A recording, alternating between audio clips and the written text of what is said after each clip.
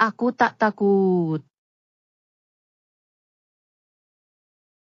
Walaupun amalan tradisional seperti bomohisme mempunyai akar yang mendalam dalam budaya Malaysia dan sering dikaitkan dengan penyembuhan spiritual, kes Mona Fandey menonjolkan sisi gelapnya. Ia menunjukkan bagaimana kepercayaan membuta tuli terhadap amalan mistik boleh membawa kepada manipulasi, eksploitasi, dan malah jenayah ganas. Pandangan pakar perubatan. Saya telah melihat pesakit yang sebenarnya boleh diselamatkan, tetapi mereka terlebih dahulu mendapatkan rawatan bomoh, membazirkan masa yang kritikal. Aktiviti jenayah sesetengah bomoh menggunakan pengaruh mereka untuk melakukan atau membenarkan tindakan jenayah, termasuk penipuan, menjual tangkal palsu atau menjalankan ritual palsu. Dalam talian era digital, telah membolehkan bomoh mengembangkan pengaruh mereka secara eksponen. Ramai kini beroperasi secara dalam talian, menggunakan media sosial, laman web, dan aplikasi pemesejan untuk menarik pelanggan. Perubahan ini telah meningkatkan kehadiran dan bahaya bomohisme. Pengiklanan dan pemasaran. Dalam talian bomoh modern, telah menggunakan strategi pemasaran digital, termasuk mencipta laman web profesional yang memaparkan testimoni dan gambar ritual, menguruskan halaman media sosial dengan ribuan pengikut, menyiarkan video ritual atau konsultasi spiritual untuk menarik pelanggan. Contoh, sesetengah bomoh mengiklankan di platform seperti Facebook dan TikTok, menawarkan perkhidmatan seperti pembuangan sumpahan jarak jauh atau pemberkatan tangkal dalam talian. Jangkauan global. Melalui platform dalam talian, bomoh kini boleh mencapai pelanggan di seluruh dunia.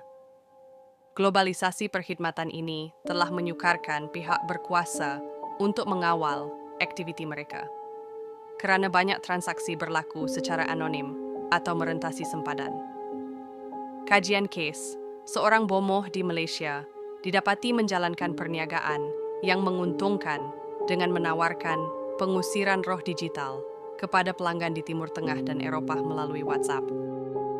3. Cabaran dalam mengawal bomohisme. Dalam talian perkembangan amalan bomoh secara dalam talian menghadirkan cabaran besar kepada pihak berkuasa, termasuk anonimitas. Pelanggan dan bomoh boleh beroperasi menggunakan nama samaran, menjadikannya sukar untuk dikesan. Isu bidang kuasa, transaksi merentasi sempadan menyulitkan usaha penguatkuasaan. Kurangnya kesedaran, ramai pelanggan, terutamanya dari kawasan luar bandar, tidak menyedari risiko yang dikaitkan dengan perkhidmatan bomoh dalam talian. Contoh, aktiviti penipuan. Pelanggan melaporkan diminta memindahkan sejumlah besar wang untuk ritual yang tidak pernah dilakukan. Dalam satu kes, seorang bomoh meminta bayaran untuk pengorbanan yang didakwa melibatkan haiwan yang jarang ditemui. Sisi gelap amalan bomoh, kesan ilmu hitam sebenar. Walaupun ramai bomoh adalah penipu yang mengeksploitasi kepercayaan karut untuk keuntungan keuangan, terdapat laporan tentang pengamal sebenar yang mampu menggunakan ilmu hitam. Individu ini menggunakan kemahiran mereka untuk mencederakan orang lain, selalunya atas sebab dendam, cemburu, atau bayaran daripada pelanggan mereka. Kesan buruk daripada amalan ini melangkaui kecederaan fizikal, memberi kesan mendalam terhadap kesejahteraan emosi, psikologi, dan sosial mangsa. 1. Penggunaan ilmu hitam untuk mencederakan ilmu hitam dipercayai memanipulasi kuasa gaib untuk mencapai niat jahat.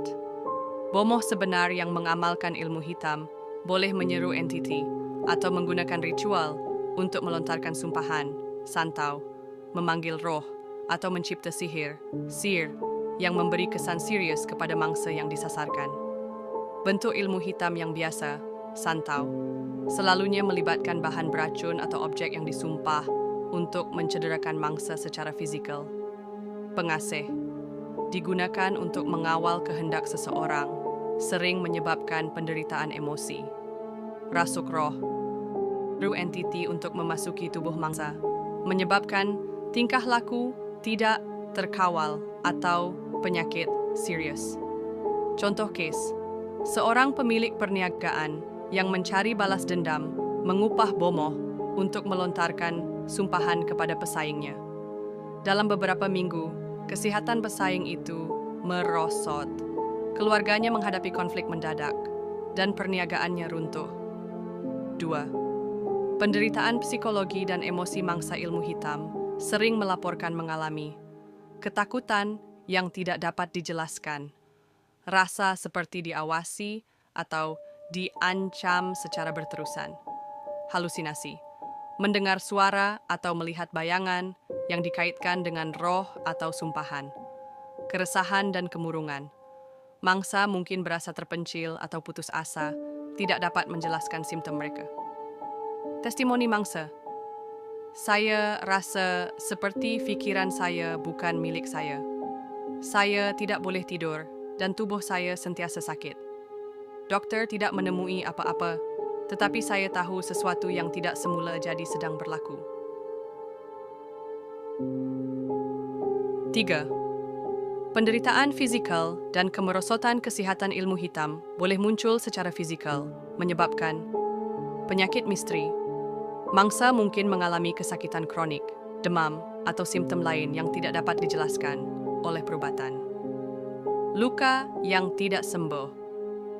Sesetengah sumpahan melibatkan kecederaan atau bisul yang semakin teruk walaupun telah dirawat. Kelesuan dan keletihan. Mangsa mungkin berasa lemah, tidak mampu melakukan tugas harian. Contoh santau, seorang lelaki dilaporkan memakan makanan yang disumpah dengan santau. Dia mengalami sakit perut yang teruk, muntah yang tidak terkawal, dan akhirnya meninggal dunia, walaupun mendapat rawatan perubatan. Kesan sosial, penceraian dan konflik. Keluarga ilmu hitam sering menyasarkan hubungan, menimbulkan perpecahan antara pasangan atau ahli keluarga. Pengasih juga boleh mencipta kebergantungan yang obsesif dan tidak sehat, menyebabkan penceraian mendadak. Sihir boleh menyebabkan rasa tidak percaya, kemarahan, atau kecurangan antara pasangan. Keluarga berpecah, mangsa mungkin menjadi agresif atau menjauhkan diri, menjauhkan orang tersayang. Sihir cinta boleh memaksa seseorang ke dalam hubungan toksik, menyebabkan penderitaan emosi. Kisah contoh, seorang suami menjadi dingin dan bermusuhan terhadap istrinya selepas tanpa sadar menjadi mangsa sihir bomoh. Pasangan itu bercerai dalam beberapa bulan, dan hanya selepas kesan sihir itu hilang, si suami merasa hancur dengan tindakannya. Kelima, kejatuhan keuangan dan profesional mangsa ilmu hitam sering menghadapi kegagalan yang tidak dapat dijelaskan dalam kerjaya atau perniagaan mereka, termasuk peluang yang hilang, nasib malang yang berterusan dalam mendapatkan perjanjian atau kenaikan pangkat, keputusan perniagaan runtuh, kemalangan kerap, kecurian, atau masalah undang-undang yang menghabiskan keuangan, malapetaka yang tidak dapat dijelaskan, kendaraan rosak, mesin tidak berfungsi, atau pelanggan yang hilang tanpa sebab. Insiden. Contoh, perniagaan seorang tukang jahit yang berjaya merosot dalam sekelip mata selepas menerima barang yang disumpah sebagai hadiah. Mesin rosak setiap hari, pekerja jatuh sakit, dan pelanggan mengelak kedainya tanpa alasan. Dalam kes yang melampau, mangsa ilmu hitam mungkin menghadapi akibat maut. Kematian boleh berlaku akibat penderitaan yang berpanjangan, penyakit serius yang disebabkan oleh sumpahan, atau kemalangan yang dirancang oleh kuasa gelap. Kajian kes, seorang wanita muda yang disumpah dengan santau angin, sumpahan berasaskan angin beracun, mengalami pendarahan berterusan, kehilangan berat badan, dan akhirnya kegagalan organ. Walaupun mendapatkan rawatan tradisional dan modern, dia meninggal dunia dalam beberapa bulan. 7. Ketakutan dan ketidakpercayaan yang meluas ilmu hitam mencipta budaya ketakutan, menghakis kepercayaan dalam komuniti. Orang ramai mungkin mencurigai jiran, rakan sekerja, atau ahli keluarga sebagai menggunakan bomoh untuk mencederakan mereka, yang membawa kepada paranoia, ketakutan terhadap makanan, hadiah, atau barang pribadi yang mungkin telah disumpah. Perkembangan ilmu hitam dalam era digital dalam talian, telah membolehkan ilmu hitam berkembang pesat, dengan Bomoh menawarkan perkhidmatan melalui laman web, media sosial, dan platform pemesejan. Ini memudahkan individu untuk memesan sumpahan. Secara anonim, pelanggan boleh meminta ritual tanpa perlu bertemu dengan Bomoh. Menyebarkan barang tersumpah secara global. Objek seperti tangkal atau azimat boleh dihantar kemana-mana, meningkatkan risiko bahaya. Mempromosikan ketakutan. Video dan testimoni yang memaparkan ritual ilmu hitam menyemarakan kepercayaan karut dan paranoia. Contoh perkembangan digital. Seorang wanita di Kanada mengupah Bomoh dari Malaysia secara dalam talian untuk menyumpah bekas majikannya, menonjolkan jangkauan global amalan ini. 9. Mencari bantuan, cabaran, dan penyelesaian mangsa ilmu hitam sering menghadapi cabaran untuk mendapatkan bantuan, termasuk stigma, takut dilabel sebagai percaya karut, atau mempunyai masalah mental. Kurangnya kesedaran. Ramai tidak tahu tentang penyembuh spiritual yang dipercayai atau kaedah yang berkesan. Eksploitasi. Sesetengah Bomoh mengeksploitasi mangsa dengan lebih lanjut, menawarkan penawar yang mahal tetapi tidak berkesan. Kaedah pemulihan yang ada, ruqyah, ritual pengusiran Islam yang melibatkan bacaan ayat-ayat Al-Quran, pembersihan tradisional, mandi dengan limau purut atau air yang diberkati, counseling, menangani kesan psikologi bersama dengan rawatan spiritual. Kisah kejayaan. Seorang lelaki yang disumpah dengan migrain teruk dan insomnia menemui kelegaan melalui kombinasi doa Islam dan terapi, memulihkan kesehatan dan kehidupan keluarganya. Perspektif etika dan agama ilmu hitam juga menimbulkan dilema etika yang signifikan, karena banyak agama secara jelas mengutuk amalannya. Pemimpin agama menekankan keperluan untuk kekuatan spiritual dan panduan untuk memerangi kesannya. Dalam Islam, sebagai contoh, ilmu hitam dikecam keras, dengan umat diseru untuk mencari perlindungan melalui bacaan Al-Quran, ruqyah syariah untuk membersihkan diri daripada gangguan spiritual. Ibadah yang tulus, menguatkan keimanan sebagai perisai terhadap kuasa gelap. Contoh, seorang mangsa yang disumpah dengan santau menemui kelegaan melalui kombinasi rawatan ruqyah dan kaunseling moden, secara beransur-ansur pulih kesehatannya dan memulihkan keharmonian keluarganya. Era digital perkembangan, Bomohisme telah memasuki bab baru yang berbahaya dengan kemunculan platform dalam talian. Media sosial, laman e-dagang, dan aplikasi pemesejan membolehkan pengamal memasarkan perkhidmatan mereka ke seluruh dunia dengan mudah. Iklan untuk sihir, tangkal, dan pembersihan spiritual kini hanya berada di hujung jari. Tren utama, perkhidmatan sumpahan. Jarak jauh, pelanggan boleh meminta sumpahan dari mana-mana sahaja di dunia tanpa interaksi langsung. Jualan digital tangkal dan azimat. Pasar dalam talian menjual objek yang kononnya memberi perlindungan atau mencederakan. Eksploitasi meluas. Individu yang terdedah menjadi mangsa penipuan yang disamarkan sebagai penyelesaian spiritual sering kehilangan sejumlah wang yang besar.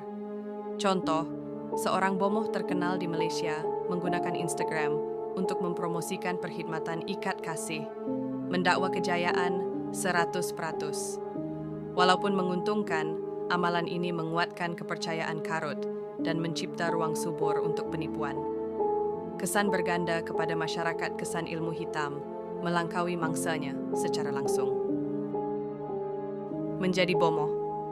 Perjalanan ke dunia mistik. Figura enigmatik seorang Bomoh atau penyembuh tradisional dan pengamal seni mistik, penuh dengan ritual budaya, spiritual, dan kadang-kadang gelap. Menjadi seorang Bomoh bukanlah laluan kerjaya biasa, tetapi satu proses yang sangat kompleks yang melibatkan persiapan rohani, magang, dan penguasaan ilmu gaib. Berikut adalah perincian tentang tahap dan kerumitan perjalanan untuk menjadi seorang bomoh. Asal-usul seorang bomoh. Seorang bomoh sering muncul daripada tradisi budaya yang diturunkan melalui generasi. Mereka biasanya dipilih berdasarkan keadaan unik atau ciri pribadi yang membezakan mereka daripada orang lain. Asal-usul seorang bomoh boleh dikesan kepada 1. Keturunan dan pewarisan. Ramai bomoh berasal daripada keluarga yang mempunyai sejarah amalan mistik. Pengetahuan dan ritual diturunkan daripada ibu bapa kepada anak, menjadikannya satu warisan keluarga. Panggilan spiritual. Sesetengah individu mendakwa mengalami kebangkitan spiritual atau panggilan, seperti mimpi, penglihatan, atau pertemuan dengan kuasa gaib yang mendorong mereka untuk menceburi seni mistik. 3. Kesusahan dan keputusasaan. Ada yang beralih kepada bomohisme selepas melalui kesulitan pribadi seperti kemiskinan, penyakit, atau tragedi, dengan harapan mendapatkan kuasa untuk mengatasi keadaan mereka. Permulaan perjalanan mencari guru. Seorang bomoh dalam latihan biasanya bermula dengan mencari seorang guru, selalunya seorang bomoh yang berpengalaman. Tahap ini melibatkan 1. Magang. Pelajar mengikuti guru, memerhati dan belajar melalui pengalaman praktikal. Mereka sering ditugaskan untuk melakukan kerja-kerja kecil seperti menyediakan ritual atau mengumpul herba. 2. Sumpah setia. Sesetengah guru memerlukan pelajar mereka untuk mengambil sumpah spiritual, menjanjikan kesetiaan dan kerahasiaan. Ikatan ini memastikan ilmu suci kekal dalam kalangan yang dipercayai. 3. Ritual permulaan. Pelajar sering menjalani upacara permulaan untuk menandakan komitmen mereka. Upacara ini boleh terdiri pada pemberkatan yang tidak berbahaya, kepada ujian yang mencabar, seperti pengasingan di hutan, atau berpuasa untuk tempoh yang panjang. Mempelajari seni pendidikan seorang bomoh adalah pelbagai, menggabungkan ubat-ubatan semula jadi, amalan mistik, dan pengetahuan spiritual. Proses pembelajaran ini melibatkan 1. Penguasaan herba dan ubat. Pelajar mempelajari sifat penyembuhan tumbuhan, akar, dan mineral. Mereka diajar untuk menyediakan ramuan, salap, dan tangkal yang sering dipercayai mempunyai sifat ajaib. 2. Ritual dan jampi. Ritual adalah teras kepada amalan seorang bomoh. Pelajar menghafal mantera, doa, atau jampi tertentu untuk tujuan yang berbeza, daripada penyembuhan hingga pemanggilan roh. Sesetengah ritual melibatkan persembahan untuk menenangkan atau menggunakan kuasa gaib. 3. Komunikasi spiritual.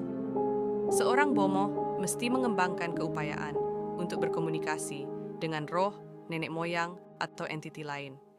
Ini boleh dilakukan melalui meditasi, trance, atau tarian upacara. Pelajar diajar bagaimana mentafsir tanda, mimpi, atau petanda sebagai message daripada dunia roh. 4. Alat dan artifak suci. Pelajar mempelajari kepentingan objek suci seperti keris, tangkal, atau tasbih. Barang-barang ini sering dipercayai dapat memperkuat kuasa seorang bomoh. Walaupun ramai bomoh menggunakan kemahiran mereka untuk penyembuhan dan panduan, ada yang menceburi ilmu hitam. Laluan ini memerlukan 1. Perjanjian dengan kuasa gaib. Sesetengah bomoh mencari kuasa dengan membuat perjanjian spiritual dengan jin atau entiti lain. Perjanjian ini sering memerlukan persembahan atau pengorbanan sebagai balasan untuk keupayaan mistik. Ritual terlarang. Ritual gelap mungkin melibatkan persembahan darah, pengorbanan haiwan, atau penggunaan barang pribadi daripada pelanggan atau mangsa. Ritual ini bertujuan untuk mencederakan, menyumpah, ataupun mengawal orang lain. 3. Penguasaan sumpahan dan ilmu guna-guna. Bomoh seperti ini pakar dalam melontarkan sumpahan atau guna-guna untuk menimbulkan kesakitan, merosakkan hubungan, atau membawa musibah. Harga kuasa menjadi bomoh, terutamanya yang mengamalkan ilmu hitam, bukan tanpa akibat. Individu seperti ini sering menghadapi akibat pribadi dan spiritual yang berat. 1. Pengasingan. Ramai bomoh hidup terpencil karena stigma masyarakat atau ketakutan terhadap kuasa mereka. 2. Beban spiritual.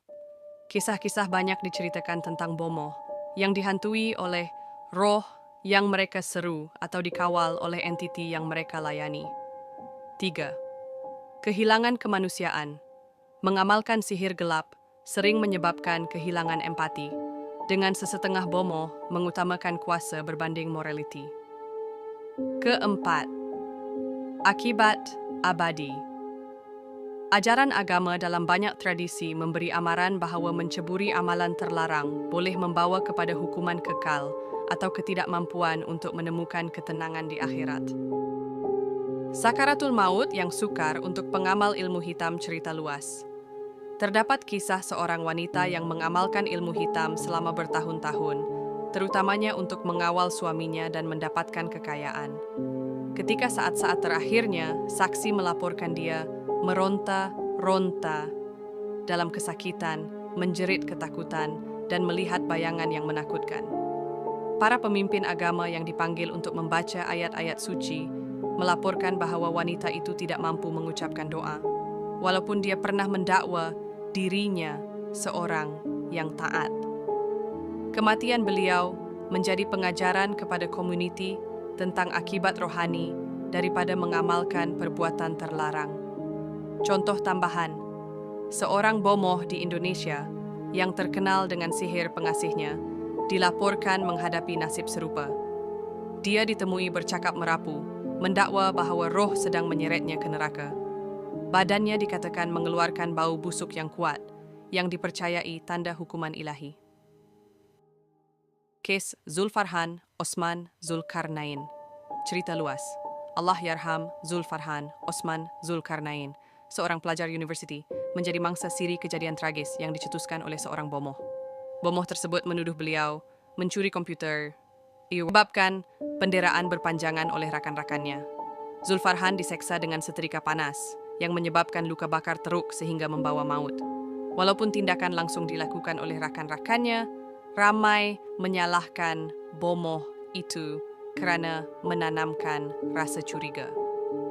Komuniti menyeru penguatkuasaan undang-undang yang lebih tegas terhadap bomoh penipu dan pendidikan agama untuk mencegah tragedi serupa.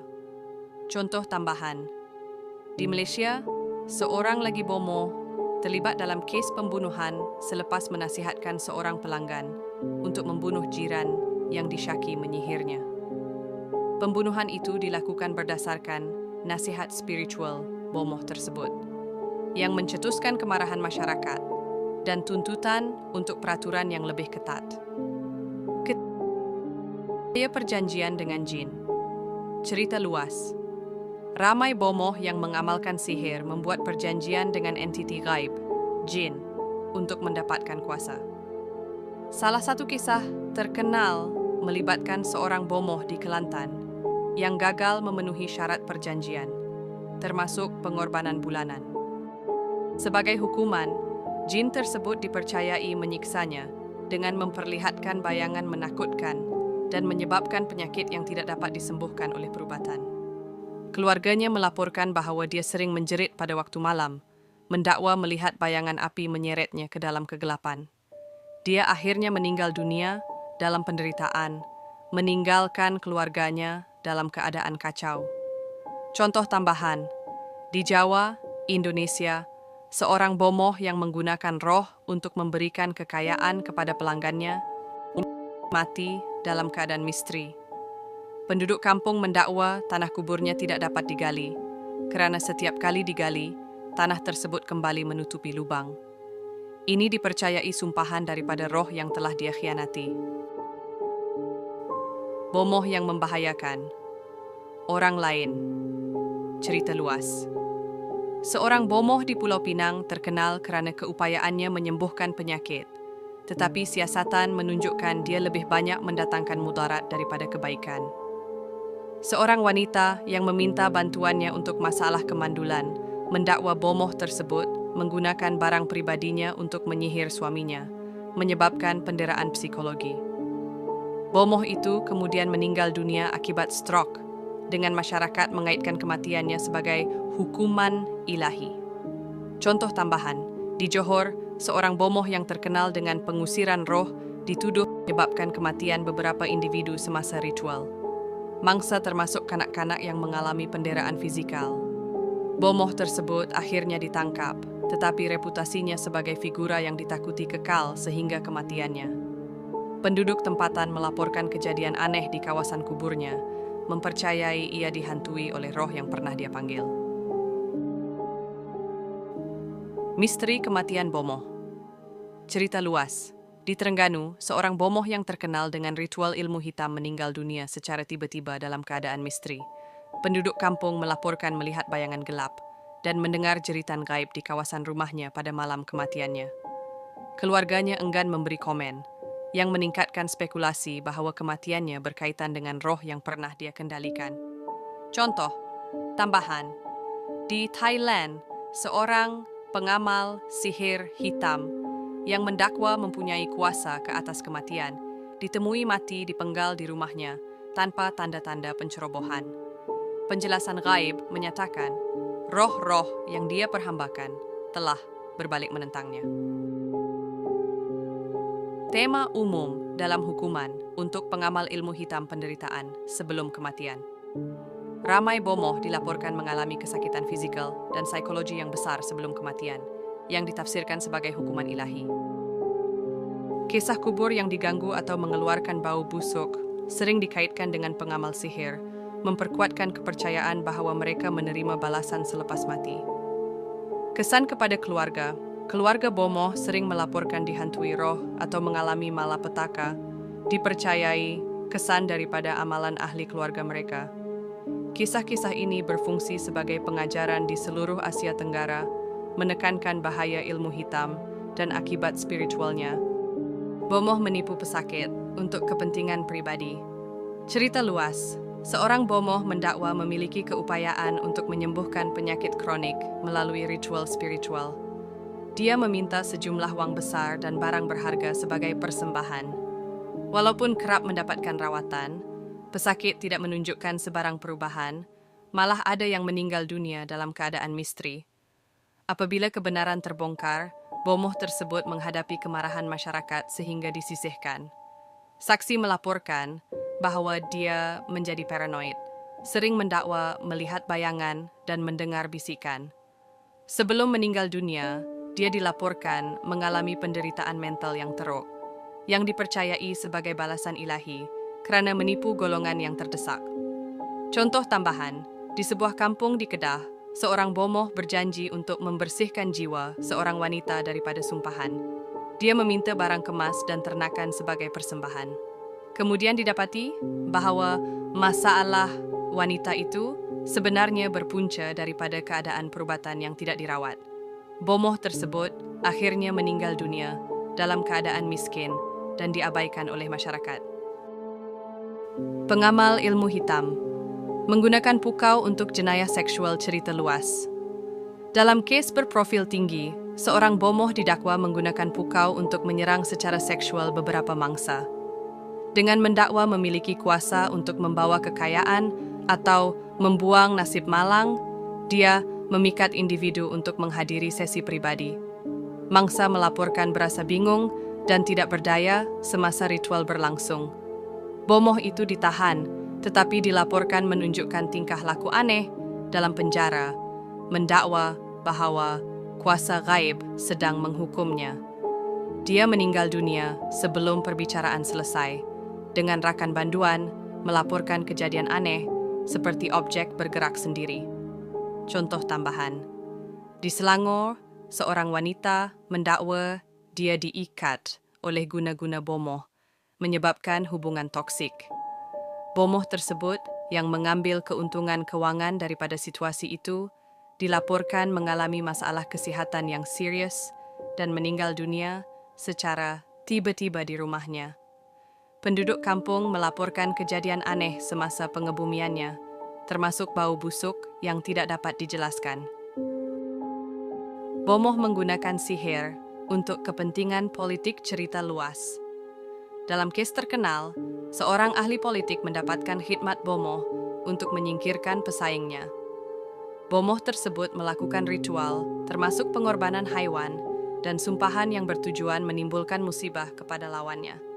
Namun, paranoia ahli politik itu semakin menjadi sehingga dia turut mencurigai Bomoh tersebut. Ahli politik tersebut akhirnya disabitkan dengan jenayah pembunuhan berdasarkan tuduhan Bomoh. Bomoh itu sendiri tidak terlepas dari akibatnya. Dia menjadi seorang yang terasing, dihantui oleh mimpi buruk dan suara gaib. Dia meninggal dunia dalam kesepian, dengan keluarganya melaporkan detik terakhirnya penuh dengan ketakutan dan penderitaan. Contoh tambahan, kes serupa berlaku di Indonesia, di mana seorang figura terkenal menggunakan ilmu hitam untuk mempengaruhi pilihan raya. Bomoh yang membantu kemudian mengaku mengalami penglihatan menakutkan pelanggannya bertukar menjadi figura menyeramkan.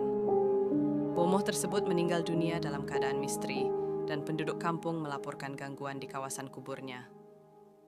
Bomoh mengakibatkan kematian pesakit melalui rawatan palsu cerita luas. Seorang bomoh yang mengkhususkan dalam penyembuhan spiritual didatangi oleh ibu bapa seorang kanak-kanak yang menghidap epilepsi. Daripada menasihatkan rawatan perubatan, dia melakukan ritual dan memberikan campuran herba. Keadaan kanak-kanak itu bertambah buruk sehingga meninggal dunia. Masyarakat menentang bomoh tersebut, perniagaannya runtuh. Saksi melaporkan bahwa hari-hari terakhirnya ditandai dengan masalah kesihatan yang teruk dan halusinasi. Dia mendakwa roh menuntut bayaran untuk kuasa yang telah dia gunakan, menyebabkan kematian yang penuh penderitaan. Contoh tambahan, penderitaan fisikal dan spiritual, halusinasi, penyakit misteri, dan keruntuhan mental sering dilaporkan di kalangan bomoh sebelum kematian mereka. Gangguan gaib, kubur yang diganggu, kehadiran menyeramkan, dan kejadian aneh sering dikaitkan dengan kematian mereka. Kisah-kisah ini menjadi peringatan yang jelas tentang bahaya dan akibat moral daripada mengamalkan sihir gelap, menyeru masyarakat untuk kembali kepada prinsip etika dan rohani.